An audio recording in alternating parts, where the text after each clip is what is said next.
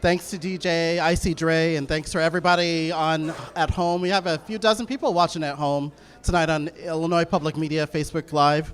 I'm Reginald Hardwick, News and Public Affairs Director at Illinois Public Media, and of course, Tracy Parsons, Community Relations Manager for the City of Champaign.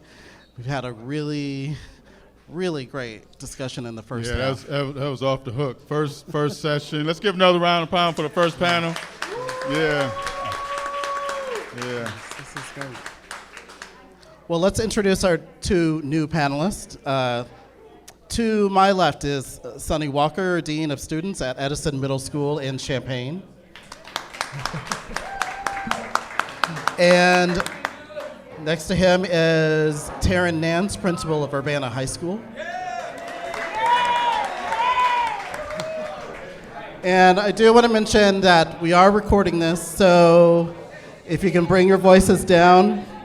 Excuse me. Sorry, we are putting this out, so it's a lot easier for our mics to pick up. We want a little bit of sound, but we don't want to drown out our panelists who have a lot to say. And a reminder, those of you watching here at Poor Brothers or on our live stream on the Illinois Public Media Facebook page, you can text questions for our guest. I have 2 questions ready to go. The number is 217-803-0730. Again, 217-803-0730. Tracy? So this is the third. We have one more to do during this calendar school year.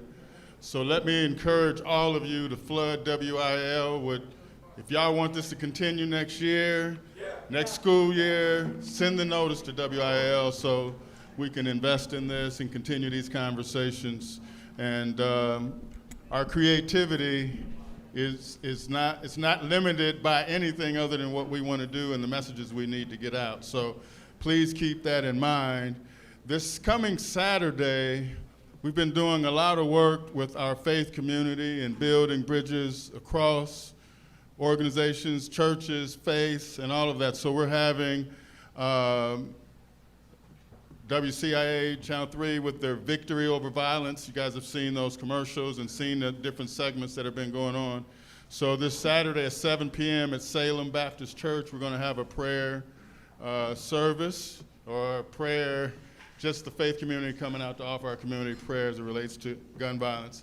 And also I've had a couple of folks from the school district talk about mentors and the need for people of color, black folk, to get in these schools and be visible and connect with our kids and families. So I want to put a plug in for that as well. So Reg, thanks for letting me take a moment to put the show on hostage. So I'll turn it back to you. Or am I doing the first question? Yes, you have All the right, first question. okay. All right, so Taryn, Principal Nance, welcome to Urbana, Illinois. You are in your first year, right? So when you talk to your students about picking up a gun and why they do it and what's happening with our young folks, we're transitioning to the high school level, right? So a lot of the elementary is about parents and families. At high school, folks are making their own decisions a lot of these times. So what's your message you're having with our students? First of all, thank y'all for having me on this platform. Big shout out to the whole team. I'm Fresh Principal Nance. It's the home of the U Baby Urbana Nation. So let me get that all first and foremost. I am Fresh Principal Nance.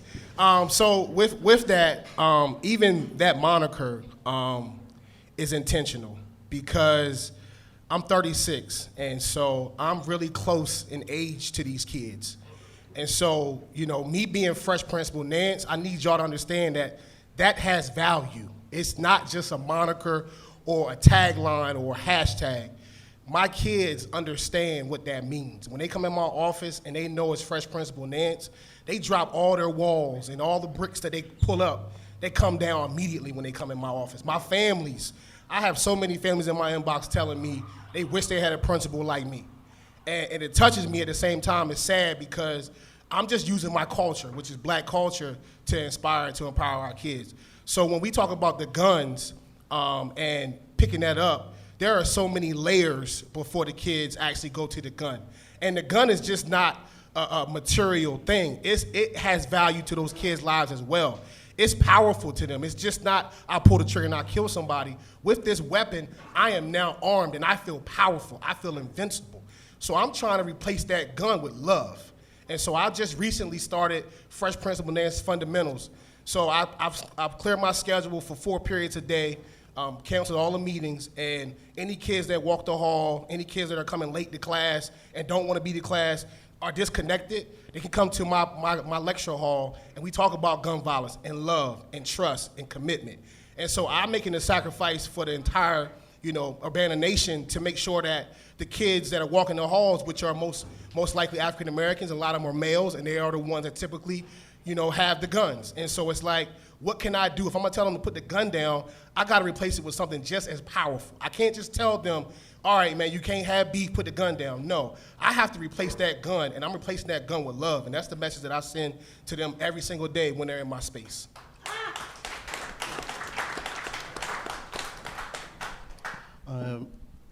Sonny, you shared something that really struck me the other day.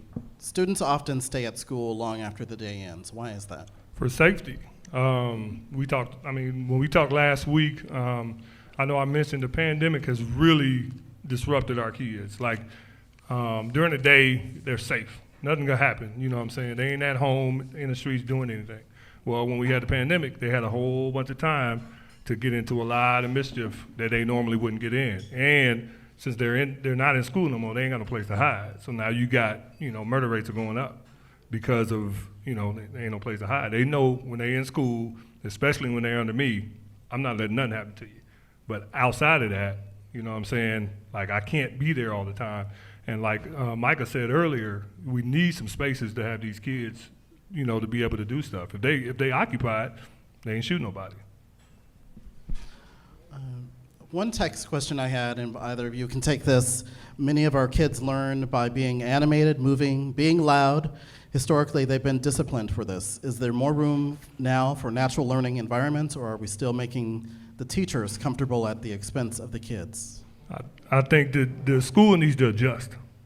The teachers need to adjust to it. Just because I got a kid that's loud or, to me is happy, I don't care if they loud or not, make sure you're doing it, respectively, but at the same time, be you. I want you to be you at all times. I don't want you to go in there and fake the funk. But, the teachers need to learn to adjust, and that starts with building relationships. And I don't think all our teachers are prepared or know how to build a genuine relationship, especially with a kid of my color. How can you relate to that kid? But it has to be genuine when you're trying to relate with that kid. It's got to be genuine. It can't be fake. Kids gonna see that a mile away. And so when it comes, I'm thinking about trauma, and this is beyond color. This is black, white, all colors. I think that when it comes to trauma, when you experience any new person in your space, there is an immediate energy that you feel. Like, I just believe that anytime I enter a space, even in this space, every time I've talked to someone or approached someone or gave a high five, there was an energy transfer between me and that person. And what happens is our kids walk into those classrooms and there's that an invisible threshold, and they feel that they're not wanted when they walk into the classroom. Then when you look at the curriculum, which doesn't speak to them, so now I got 2 things against me. And now I'm bored and I'm not connected, so now it's 3 things against me. So I'm gonna act out. Referral, suspension, expulsion. And so this is the path that we've created for the kids of color and kids who are not connected to that traditional curriculum. And so I think that with my platform and where I'm at now, in the space that I'm in now, I am trying to just echo this message at the national, state, and local level, because our kids of color, our kids that are not connected, our kids who have trauma, that traditional curriculum, that traditional style where you're just gonna go up to the board and just put some messages up there, they can Google everything that we're teaching them. So if they can Google everything we're teaching them, then what's gonna give them the motivation to come to my school and do the right thing? It's me. It's what I present to them every single day. I give my blood, sweat, and tears to my kids. I look like them, I talk like them, I act like them, I dress like them. So it's an immediate connection to me. And all of our faculty and staff need to understand that we got to go beyond just the regular curriculum. We got to create other systems and programs and processes to make sure that all kids have a profile from 9th to 12th grade. It's just not college. It can be career. I heard someone talking about the studio and Dr. P with the bus. I want to create 9th grade math and English curriculum based on Jay-Z and Beyonce. That's what I want to do. Because I know that culture speaks to our kids. I can teach you English by breaking down Jay-Z's lyrics. I can teach you the business, math, from Jay-Z's business. He's a billionaire. And so these are the type of things that I'm echoing in every space I get in, because this is what can change the lives for our students and have them put the guns down. Now I got them in a studio, not just rapping, but actually learning how those processes work and building those platforms for them. And so that's what I'm trying to do. Clapping is allowed here in this meeting space. So, as black men in the school building, black students are struggling across the board. Our data tells us that, right? You're in unique positions as black men in the buildings. There are not a lot of you in any of the buildings in our community across the state and across the country, right? Talk to us about the unique position you are in as educators, reaching our young people, operating in educational systems like ours in our community in Champaign-Urbana. Talk about that, and Sonny, I want you to go first. Yeah, okay, because I'm gonna be shorter. Wow. I'm always real, 100%. I'm constantly, trying to let the kids know that school was never made for us, period. But I am a testament to how being able to work the system. And that's what I kind of try to teach our kids. There's always a way to work the system and use it to your advantage. And that's what I try to do. Build on that. You can't just throw that out and then leave it. You got to build on I that know. and break that down for us so I know we understand that. It's so much stuff missing. Like I just had a conversation with a couple of people about like teaching math. Like they don't teach kids how to tell time on an analog clock no more, and that is mind-boggling to me. I just taught 2 of my black students how to tell time, and it took all of 5 minutes. They don't teach kids how to count change no more. Like these are real life things that kids are supposed to know. Like if I go to the store and I'm spending some money, I should know if somebody's getting over on me or not. And so I teach my own kids. I make them do math when we're in line, and they hate it, but they're gonna need it in life. And I try to use all those tools and with my students. As real as I am with my own kids, I'm the same person with my students. So I have 1,200 families, 1,200 students plus who all want access to me every day, all day, 24/7. And so I mentally prepared myself for this job for the past 10 years, going through all the things I've been through in these systems, whether it's being demoted, being investigated, all the things I've been through because I've been trying to preach and speak about black culture and what our kids need. And so coming to Urbana, one of the things I can say about this district versus the ones I've been in, the support that I'm getting across the board is amazing. And it's the reason why I've been able to do the things that I've been able to do in such a short time, is because I don't have to deal with the politics of being a high school principal. Let's get real. The politics are real for me, and I'm a black man, and I'm young. And so I know that every day there are emails, text messages, conversations being had about me because of the way I dress, the way I talk, what I'm doing or not doing. But I am blessed with a community that supports me. I have a district office who I'm always in communication with, and so they're supporting me, but it's a scary job. Even getting up here now in front of y'all, I asked my OG over there, Lemon Peppers, what should I keep it real? And he was like, you got this far because, and again, I'm questioning my own realness because I know that I've been traumatized behind saying things in spaces and then coming back to me, and now I'm being pushed out of the district. And so I am thankful. I am truly thankful that pressure that I faced before is very minimal. It's still there, and I still have to consciously battle my private versus personal thoughts being as a black man in a school system where it's very diverse and everybody wants their child to be at the top of the food chain. But I just believe that if I can raise the bottom up just a little bit, then everybody wins. If I can raise the bottom up just a little bit, just to give them a little more hope, just to give them a little more something to be thankful for in my building every day, then I think everybody wins. And so that's my motto. I lead with love and I lead to serve. And so I hope that that translates and comes through every day. But it's a difficult job being a black educator, administrator in any school district. And I want to touch on something. Go ahead. Y'all go ahead and clap.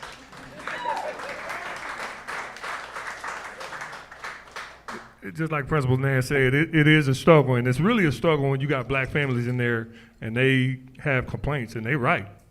Like, that's tough. Like, I can't, you know what I'm saying?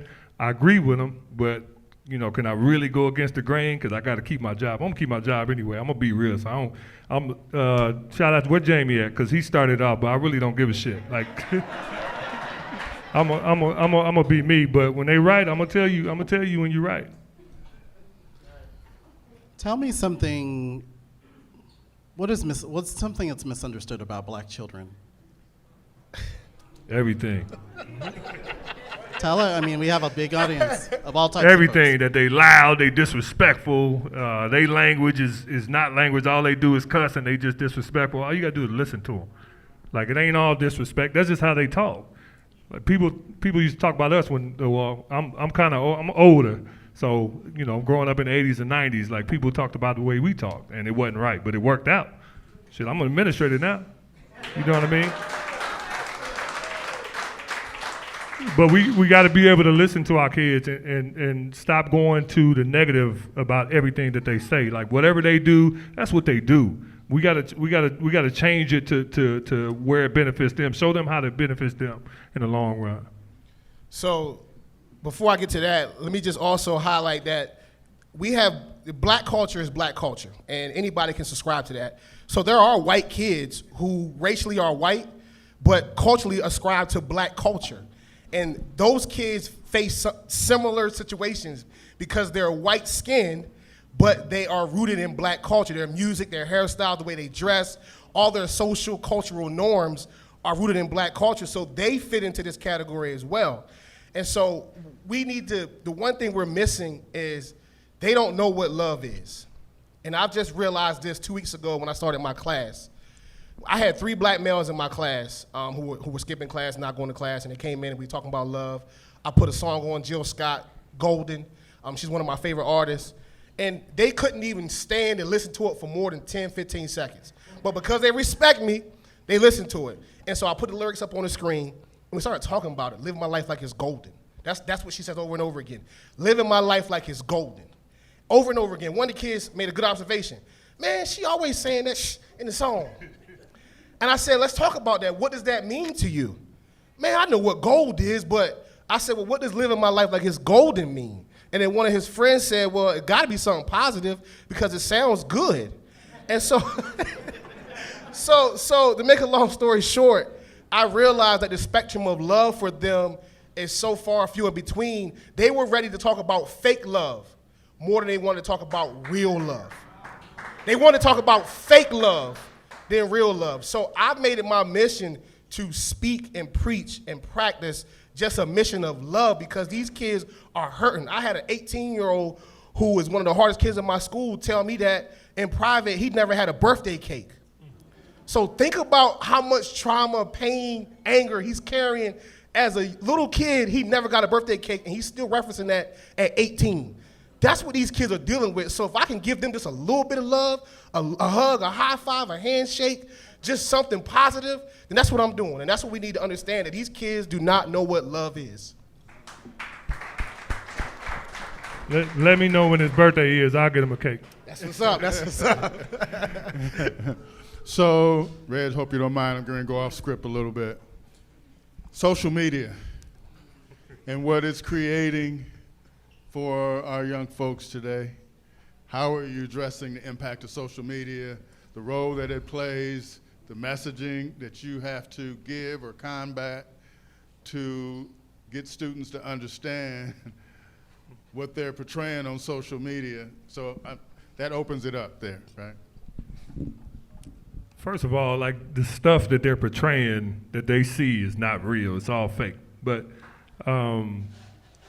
also, social media is a platform for scary people to say something that they wouldn't tell somebody in their face. That's another thing. That's off script.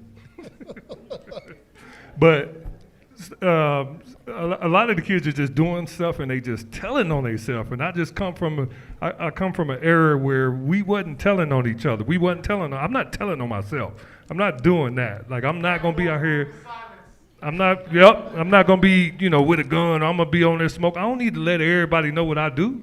And that's what I try to tell my kids. When you do what you do behind closed doors, everybody don't need to know. But when you put it on social media, you can't take it back, and everybody sees it. Whether it's if I'm in sports, if a coaches go and look at social media, that's one of the first things that they do is look at the kid's social media to see if that kid fits their program. And our kids need to understand that and know that. I don't think they know. And I think a lot of parents are giving their kids social media too early. That's just my personal opinion, because they ain't ready for it. Hell, it's grown-ups ain't ready for it. We got grown-ups doing dumb shit all the time. So with the kids I'm speaking about, when they enter my class, I have 3 simple rules. If you're gonna use your cell phone, you gotta step outside the hallway. So that's the first rule. So even if you a hallway walker and came to school late, if you in my class, you can't pull your phone out in our space. It's just our community space, and you can't use your phone. So that's one of the first rules. With that, I've noticed that a lot of the conversations we were having about social media have dramatically decreased because you're not allowed to use it in my space. Now, again, I am who I am. I'm not telling every teacher to make that a rule, but if you want to build a community, if you're trying to build a classroom community, you can make that a part of your classroom rules. But you can't just come out and say, no cell phone, because we live in a technology age. So I was actually doing a test experiment in my mind to see how many kids would actually use their phone in my space, or would they put them up. And now that I have new kids coming in, the older kids that have been in my class just for 2 weeks are checking those kids. Nah, in Fresh Prince with Nan's space, you can't use your phone, you gotta go in the hallway. And we have some kids going in the hallway, but guess what? They come right back. Because there's something that I'm doing that is attached to them. So they're coming back in my classroom. And so when I think about social media, again, there are a lot of layers to it. But for me as an educator, as an administrator, I have to control my space for the time I have. And so we don't even talk social media in my class. When we talk about gun violence, we're talking about the real side, not the subliminal message that somebody may send you. And the kids I'm talking about, they don't really care about the subliminal messages. It's when it's direct. So if somebody directly says something about them on social media, it's a problem. But for the most part, I can say for Urbana, I don't traditionally have to talk about social media in those spaces because the kids respect my no cell phone in my space rule.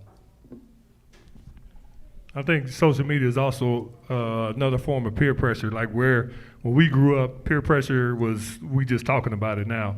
But nowadays, I got to show everything on social media to show how cool I am. And it's just it's a form of communication, because all these kids are coming up from the cell phone era. That's why these kids cannot go out and verbally have a conversation with somebody, because they are so used to texting, right? Back in our day, if we wanted to court a young lady, I had to actually go talk to her and get her cell phone number, get her phone number or whatever, and then talk on the phone to try to rap to her to get what I actually wanted, right? These kids, it's just so easy, they just text and get it. And the part of communication is an issue. So I was asking my kids, I was spitfiring questions about, like, if you had beef with someone, like, what would be minor versus major? Minor meaning you might just have words, but major meaning you want to fight them. And what happened was I couldn't even get through that segment because they were so quick to answer without listening to understand. They're listening to respond. The cell phone, the text message, the immediate need to know something. So I'm doing exercises with them where we're just sitting for like 30 seconds before anything anybody says. We have to just sit. And you see how hard it is for them to just sit for 30 cold seconds without doing nothing but thinking. And so it's forcing them to rethink about that choice I made last week. Man, if I would have just took 5 extra minutes, I probably wouldn't have made that call. I probably wouldn't have made that move. So I'm forcing them to stop to respond and listen to understand as a form of communication.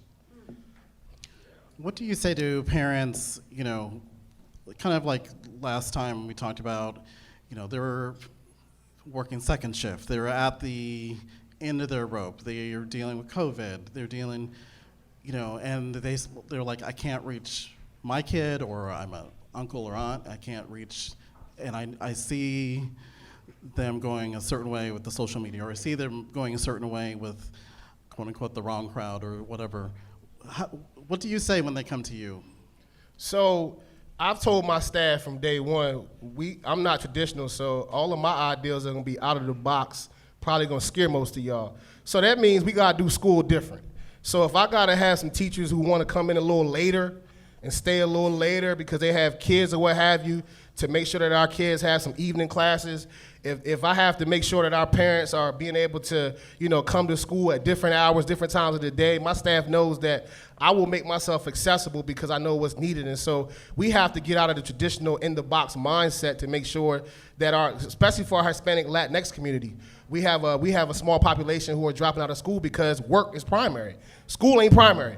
I gotta work to supply for my family. I had to work when I was younger to supply for my family. So to have evening classes, to have some online options where you have a teacher, helping you to navigate the online, it's like we can't keep continuing to pump tradition because, again, our marginalized populations are continuing to be marginalized. We're gonna have to change something, like you said, evening classes or whatever, or Zoom. That's been real big. If we can use that, we got to think outside the box and do different things, because what we're doing right now is not working. So, Sonny, you grew up, this is your home, like myself. Talk about Champaign that you grew up in as a youth to Champaign that you see today. Champaign, from when I grew up, you could go outside. You can go play. We were always outside playing games. Shout out to Lamont Peppers. We grew up in the same neighborhood, Kenwood, AKA The Wood. But we were always outside playing football, basketball, baseballs, chasing young ladies, whatever we could do to have fun. But we also knew, not Lamont though, he wasn't chasing no ladies, but one thing we knew when that street light came on, you better be running home. And my dad was just as loud as Pep's dad. And when my dad yelled, everybody knew that was my daddy. And I was the first one trying to get to the crib. And Pep too. So, it was just different. We just had fun. We had disputes. If we had disputes, we whether we had to knuckle up or whatever it was, we did it. And we lived it to see the next day. Who was I talking to? Was it you earlier or Jamie earlier? We was talking about like the gun violence and stuff like that. Everything now is embarrassment, right? Because everything's on social media, so they want to record everything. So as soon as somebody get hit, as soon as somebody gets slapped, somebody get knocked out, you can replay that over and over. Back in our day, if you got hit, it was only by hearsay. If you wasn't there, you missed it. It is what it is. It wasn't, the level of embarrassment, it'll last a day and then that's it. But now it's over and over. And these kids cannot take that. Our kids also can't take adversity. Like, they don't do well with adversity. And we need to teach them how to handle adversity. You know what I mean? Nowadays it's different. It's you gotta respect me off the gate. Back in our day, we had to respect our elders. These kids don't expect the elders right now, right away. We need to talk to them and meet them halfway and be real with them and build relationships. Yeah, so when you all were talking about language earlier, right? And my first experience with it from out of the box is going to the sporting events, right? And you come in and the cussing and everybody's going at it, right? And first quarter, I'm sitting around like, y'all know I don't want to hear that all night, right? And so trying to establish this communication and respect is very different today than how we grew up, right? So how we grew up in Champaign, you said in the 80s, I grew up in the 70s. If I saw an adult, we were whispering our cussing or doing that kind of thing. It wasn't as open. So talk about just how you're adjusting and conveying that message to, as you talk about kids today, language and how they communicate. It's hard because I don't like it. If I'm out somewhere with my daughters or something and I hear some kids cussing, I'll turn around and look. But I'll just be real with them and just, hey, some kids here, just kind of, I know that's how y'all talk, but calm it down a little bit. Usually they respect that, but most kids, they don't care. They don't care whether no adult around. That's how they talk. Every other word is a cuss word. But, you got to remember how they grew up. We don't know the dynamics of their family. We don't know what their mom and daddy is saying. We don't know what they've heard growing up. So it's hard for me to try to tell another kid, hey, you can't say that when that's all they heard their whole life. And you gotta think about that when you talking to kids. And everybody don't want you talking to their kids anyway. So you got to deal with that as well. And we deal with that at schools every day. So I'll say my approach is, so obviously the language is an issue, but thinking globally from that perspective of the whole child, a lot of these kids, everything's taken away from them. So the last thing they want is someone telling them how to speak and how to talk, even though it's offensive and explicit. I don't want to take nothing else away from them. So I had one kid who was cussing around me in my class, and I pulled him to the side. I said, hey, you respect me, right? He's like, yeah. I was like, well, I just want you to cuss less. I ain't gonna tell you not to cuss anymore. I just want you to cuss a little less. So next day I see him, he approached me. Nance only said 10 cuss words today. All right, cool. End of the week, he couldn't wait to find me. My office staff was looking for me because he came in the office like, Fresh Prince with Nance, I ain't cuss all week. So I bought him a soda and some chips, and it's that intentional one-to-one type of approach that, unfortunately it's a process, but, he has to think about what he's going to say now because of the impact and relationship I had with him and plus the expectations I had put on him. I didn't take his language away from him. I asked him just not to say those words as much. And so for him to think about that consciously, even though he's processing all this other stuff in the world, it meant something to me, more to me than to him, but he was excited. And so that's just my approach. I don't want to take nothing away from the kids, but at the same time, I have to stretch myself and be non-traditional outside the box. All right, just don't say the curse words as much. So it's having a little impact. And then them, teaching them some other words to use. Like, I tell my kids, I cuss. I do. I just do. It is what it is. I try to stop. My wife didn't ask me to stop cussing so much. I just can't do it. But when I'm at work, I have to contain myself, especially at the middle school level. High school level is a little bit different. Sometimes you can meet them at their level, but the middle school level is a little tougher. And so I just try to talk to kids and tell them there's other words we can use. Let's find another word, especially when they come in my office. Like, you in the hallway, you cussing, you ranting and raving, that's fine. But they know when they come in my office, we're not doing all that yelling and cussing in Mr. Walker office. You can come on in, relax yourself. When you're ready to talk, we'll talk. And if you need to get something off, I can leave the room. You can get it off all you want in my office by yourself or whatnot, but we're not going to be disrespectful. Got less than 10 minutes left, and I have a question texted in, Fresh Principal Nance, as you're developing love in your instruction and using culture to engage students. How are you helping your white teachers learn your philosophies and bring them into their classrooms?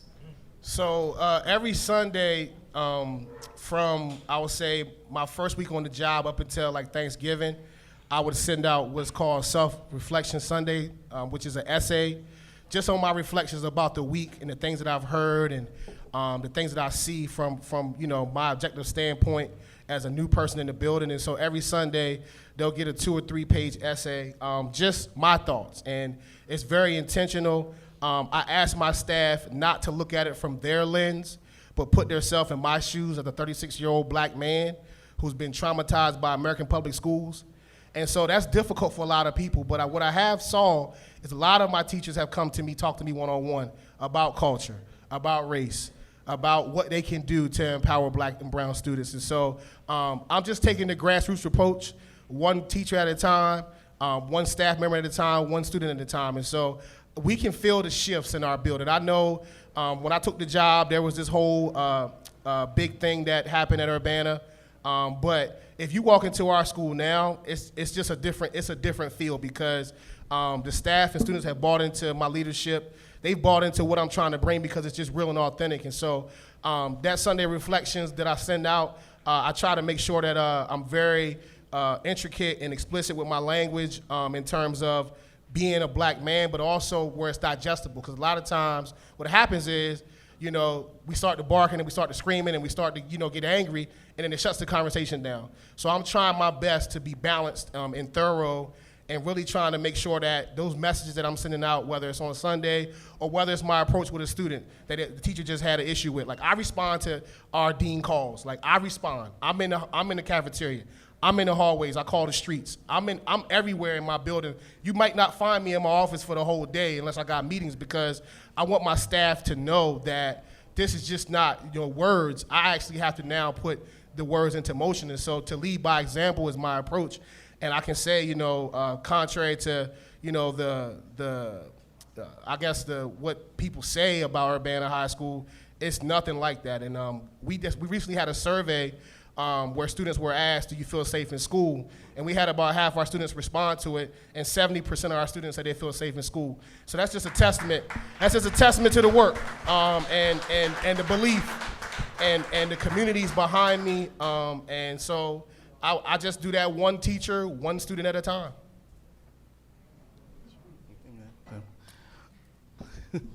You don't want to touch. Ask me that question. That was for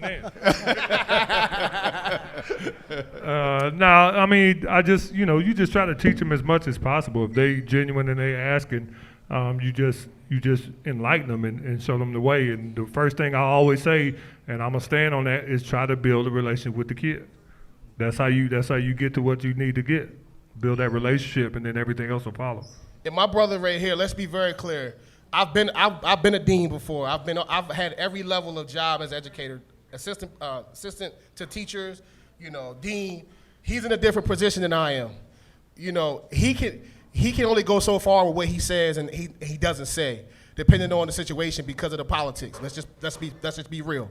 So when I say something as a principal, it has a way different connotation and message behind it versus a dean saying something, because a teacher can choose to listen to him or do what they're gonna do. When it comes to me as a principal, it's a different thing. Like you can't just dismiss my cultural conversation that I had with you. If I'm being intentional and trying to empower you to help Black and brown students, and everybody knows you talk to the principal, it put pressure on you now to either change your behavior to impact students, or we're gonna have another conversation which ties to your evaluation. So like I said, it's a different level when you're a dean, because sometimes your hands are tied, and my hands were tied for 9 years until I became a principal. So I applaud this man for doing what he does, and because it's courageous, it's never easy to have those conversations, and then you don't know what's the fallout after you have the conversation. And so I've been a part of that, and so I just want to acknowledge that the work he's doing, to me, is more important, because that's how the kids, the deans are the kids' savior. The deans, the SIs at my school are the kids' savior, and so I applaud all my deans and SIs out here in Urbana-Champaign for sure. We got a lot of people in here, a lot of people at home asking, what resources do you need? Safe spaces for the kids to go after school. I think that's number one. Really, the resource we need is to try to get everybody on the same page in the school community. That's parents, that's teachers, that's administrators, that's hall monitors, that's TAs. We got a lot of people working in the schools that don't get a lot of credit. Also, we need more Black and brown staff, period. Like, especially administrators, especially teachers. Like, most of my Black staff in my schools is TAs and hall monitors, and I need more teachers. I need more administrators that look like us, that can relate to our kids. So the one thing that I'm always gonna need as I go against the grain and challenge status quo is the political support. And when I say political support, that means every family member, every politician, every local clergy, every faith leader.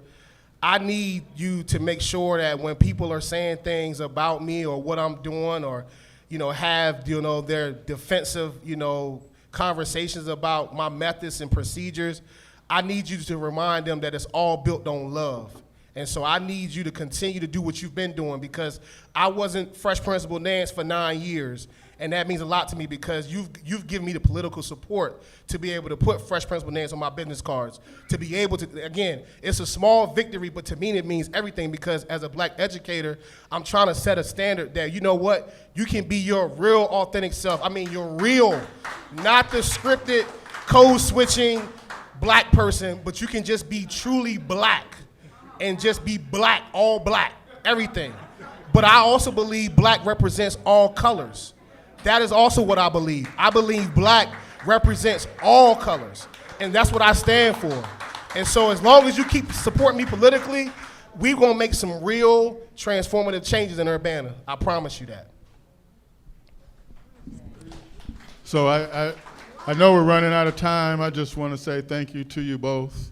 As I travel throughout the community, I don't know if it's a curse or a blessing, but there's just a handful of you as black males in our buildings, in our spaces of leadership in the community. So I just publicly want to say thank you. I know what you have to go through each day to get up and get charged, to go and don't know what you're going to have to deal with in each specific and each day. And so I just publicly want to thank you for what you do for our community and our kids.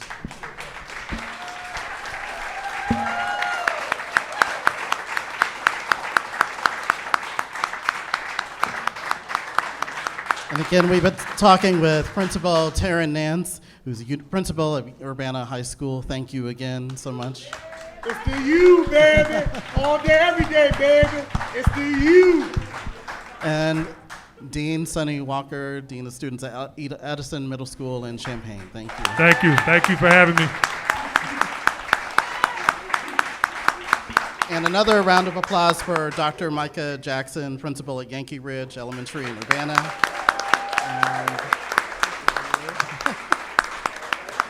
And Jamie Roundtree, principal at Booker T. Washington STEM Academy in Champaign. Thank you.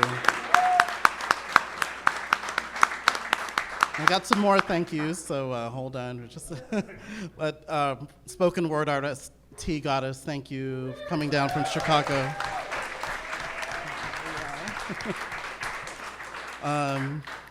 Also, thank you to the staff here at Poor Brothers Craft Tap Room for having this event here, opening up the space. I'm told there is some Rosati's pizza left, so I don't know if it's, but go over there and get some. Also, thank you again to Illinois Public Media. We're turning 100, by the way, next month. We're 100 years old. And the producer of the program, I think she's going to be shy, but Jill Clements, thank you so much. She created this program, made it happen. Okay, now we need a little drum roll because here we have a speed painting reveal here from Keith Jacobs.